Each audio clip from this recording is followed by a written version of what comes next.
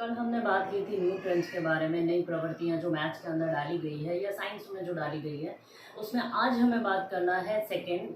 पहले आपको तीनों वापस रिवीजन करके बताती हूँ कि तीनों वो न्यूक्लियर की ट्रेंड्स क्या थे। पहला आपका आता है स्टडी ग्रुप्स, यानी कि सबसे पहले मैथ्स के स्टडी ग्रुप्स को बांटा गया, जिसको आपको पता है, मैंने आपको शॉर्ट फॉर्म्स भी बताई है। ठीक है, चलो इसमें आगे मैथमेटिक्स लगाना है आपको। मैथमेटिक्स स्टडी ग्रुप है, साथ में एक है मैथमेटिक्स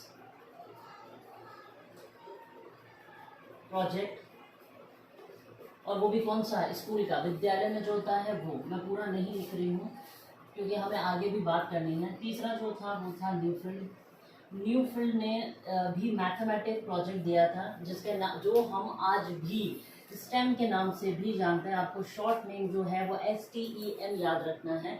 ये वह शाखा है, ये वह फाउंडेशन है जो आज भी साइंस के लिए या मैथमेटिक्स के लिए काम करती है। अगर हम साइंस की, केमिस्ट्री की या किसी की भी बात करें, सबके लिए न्यूफील्ड ने अलग अलग ट्रेंड्स दिए, नए नए विचार दिए, नवाचार लेकर आया, नई शिक्षण विधियाँ, नए विचार, सारी चीज़ों को अलग तरीके से लेकर आया। अभी जो हमें बात करनी है वो मैथमेटिक्स के पर्पज से करनी है, इसलिए सिर्फ मैं अभी बात करूंगी न्यूफील्ड के बारे में। कल हमने बात की थी स्कूल मैथमेटिक्स स्टडी ग्रुप्स के बारे में, जिसके बारे में हम पहले बात कर ली। अब हम बात करेंगे न्यूफील्ड के बारे में। इसकी नॉलेज आपको शायद अभी तक हो चुकी होगी।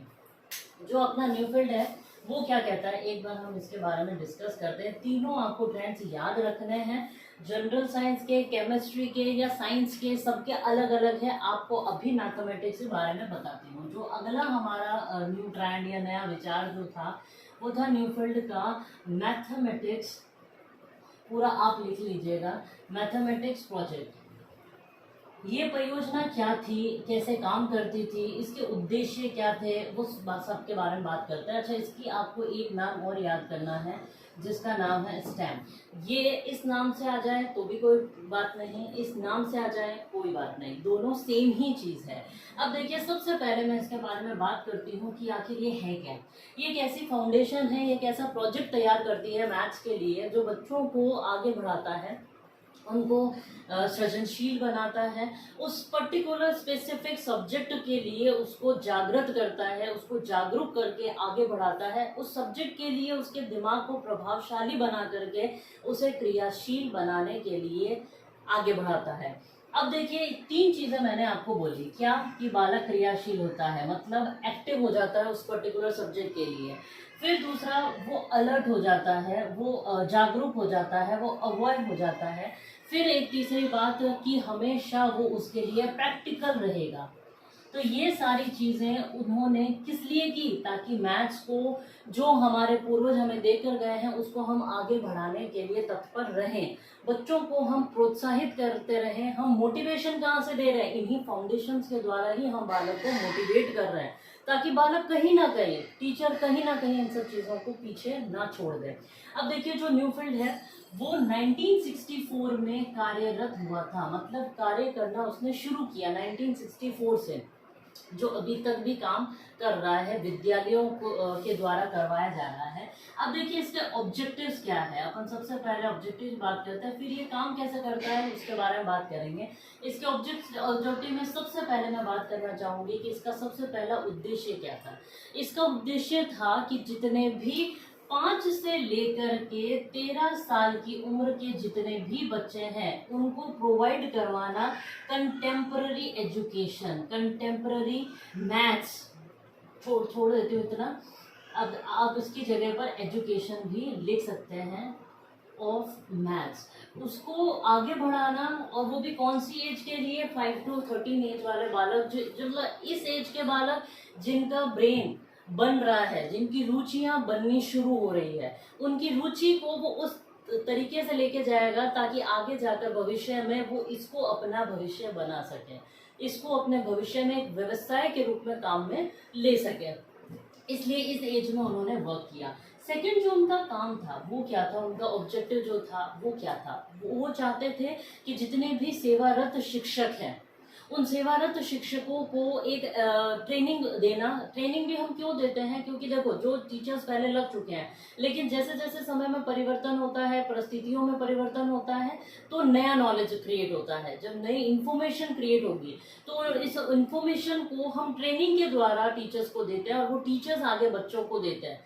अब उन बच्चों को हम पिछड़ा नहीं रख पाते। वर्तमान में जो जैसे जैसे नए एक्सपेरिमेंट्स होते जाएंगे, नई नई किताबें आती जाएगी, नए नए फॉर्मूलाज आते जाएंगे, ट्रिक्स आती जाएगी, वो सारी चीजें भी हम टीचर्स को ट्रेनिंग देते हैं। तो जो सेवारत शिक्षक हैं, हम उनको क्या कर रहे हैं, ट्रेनिंग देने का काम करते हैं, वो भी एक पर्टिकुलर सब्जेक्ट का। जैसे प्रशिक्षण देंगे किसका, मैथमेटिक्स का देंगे, जनरल साइंस का दे देंगे, केमिस्ट्री का दे देंगे, साइंस से रिलेटेड जितनी भी चीजें हैं हम उसको प्रशिक्षित करेंगे टीचर्स को। फिर वो शिक्षक क्या है, विद्यालयों में जाकर के बच्चों को शिक्षा देंगे या ज्ञान देंगे।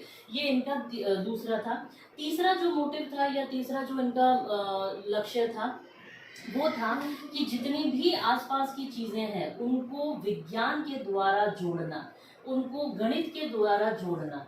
तो हम एक सीधी सी बात कहें तो उनका उद्देश्य था विज्ञान और गणित को आगे बढ़ाना, एक सेतु के रूप में काम करने का कार्य था।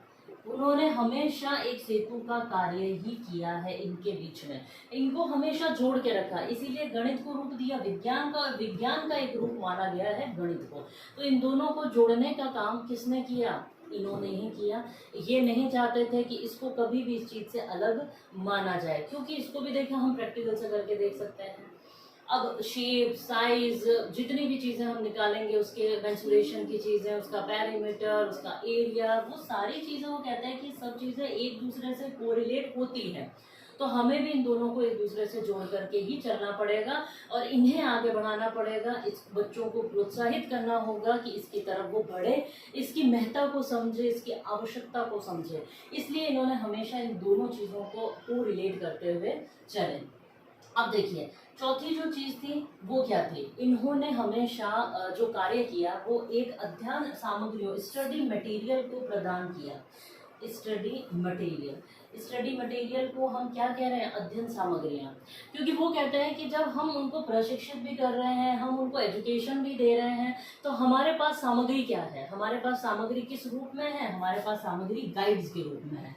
तो इन्होंने हमेशा टीचर्स को, विद्यालयों ने टीचर्स को क्या दिया, कुछ अध्ययन सामग्रियां दी, वो भी गाइड्स के रूप में दी। अब वो गाइड्स जो हैं वो टीचर्स की हेल्प करते हैं बालकों को शिक्षित करने के लिए, बालकों को इम्प्रूव करने के लिए।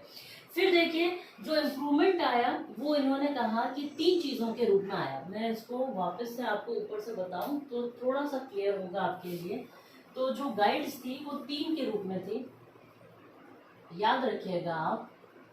ये गाइड्स थी, सबसे पहले गाइड थी टीचर्स गाइड। ये टीचर्स गाइड क्या है, ठीक है। दूसरा आता है विविंग गाइड। ये 3 प्रकार की गाइड्स मैथमेटिक्स में निकाली गई। फिर आती है विविंग गाइड के बाद चेकअप गाइड। अब देखिए मैं थोड़ा सा इसमें संक्षेप में बताती हूँ। टीचर्स गाइड क्या है, ये वो गाइड है जो इस फाउंडेशन ने दी। ये फाउंडेशन कहता है कि ये गाइड आपको कहाँ मदद करेगी, उन टीचर्स को मैथमेटिक्स की कोई भी चीज, किसी भी ऑब्जेक्ट के बारे में बात कर रहे हैं, किसी भी मटेरियल की बात कर रहे हैं, तो उसमें shape, size, logic, algebra, probability, सबको पता है, इसको हम प्रायिकता कहते हैं। स्टैटिक्स, सांख्यिकी, ये भी सबको पता है। Formulas etcetera. ये सारी नॉलेज जो है वो टीचर्स को कहाँ से मिल रही है, टीचर्स गाइड से मिल रही है। ये इसी नाम से आती है, लेकिन क्लास वाइज आती है, बच्चे की उम्र को ध्यान में रखते हुए आती है। तो ये जो गाइड है वो एज ग्रुप को ध्यान रखेगी और उसी हिसाब से ये छपती भी है। तो उस तरह का इसमें नॉलेज होगा, टीचर्स को हेल्प करेगी। टीचर्स इस ज्ञान को कहाँ देंगे, बच्चों को देंगे। फिर वो कहता है वीविंग गाइड। वीविंग गाइड क्या है, बहुत खास गाइड है। ये जो चीज़ है वो टीचर्स सिर्फ अपने तक रखते हैं, स्टूडेंट्स तक ये नॉलेज शेयर नहीं करते हैं। क्यों? क्योंकि इसके अंदर होते हैं इंस्ट्रक्शंस कि कि आपको कब क्या करना है, किसके लिए करना है, किस बच्चे के लिए करना है, किस प्रकार का बच्चा है, किस प्रकार से उसको ट्रेनिंग दे करके आगे बढ़ाना है, चाहे वह इंटेलिजेंट हो, चाहे वह मंद बुद्धि हो, चाहे वो क्रिएटिव चाइल्ड हो, तो उनको इसमें देखना है। दूसरी चीज इसमें होती है उनके लिए इंफॉर्मेशंस, जो उनको आगे बढ़ाती है, जो उनको पथ प्रदर्शक के रूप में कार्य करती है। अब देखिए चेकअप गाइड, चेकअप गाइड जो है वो है टीचर्स के लिए, लेकिन रिलेट करती है स्टूडेंट्स के लिए। ये वो चीज है जो बालक की परफॉर्मेंस बताएगी, कितना किस बच्चे ने काम किया है, कितना वो आगे बढ़ा है, ये हर एक पर्टिकुलर स्टूडेंट के लिए होती है। अच्छा, पर्टिकुलर स्टूडेंट से याद आया कि ये जो फाउंडेशंस काम करती है विद अ स्पेसिफिक सब्जेक्ट, तो ये एक स्पेसिफिक बालक पर भी कार्य करती है। ये फाउंडेशंस हमें कुछ ग्रुप पर काम करने के लिए तत्पर करती है, और हम उस ग्रुप में से हर एक पर्टिकुलर बच्चे पर काम करते हैं। ऐसा नहीं है कि उसमें हमने जो बच्चा पीछे रह गया हम उस पर ध्यान नहीं दे पाए, हम उसकी परफॉर्मेंस पर भी ध्यान देंगे, उसको आगे कैसे बढ़ाना है वो भी ध्यान देंगे। इसीलिए फाउंडेशंस तैयार की जाती है कि हम कौन से बच्चे को कौन से सब्जेक्ट में आगे बढ़ा सकते हैं, उसको उसकी एबिलिटी क्या है, वो केपेबल है या नहीं है, हमें ये बात देखनी पड़ती है। ये तो हुई हमारे गाइड्स की बात, ठीक है। अब जो आती है वो एक बताऊं मैं आपको, इनका एक और कार्य क्या है, एक और ये काम खास क्या करते हैं।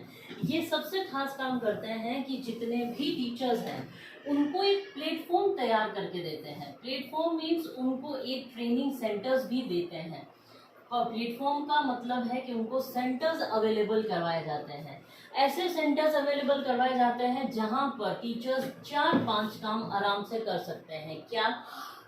सबसे पहला, किसी भी टॉपिक के बारे में पर्टिकुलर सब्जेक्ट को लेकर के वह डिस्कस कर सकते हैं। किसी भी चीज के लिए डिस्कशन करने के बाद वह क्रिटिसाइज करते हैं, मतलब किसी भी चीज की अंदर की कमियों को निकालते हैं, कमियों को सुधारते हैं, यानी कि वो इम्प्रूव करते हैं।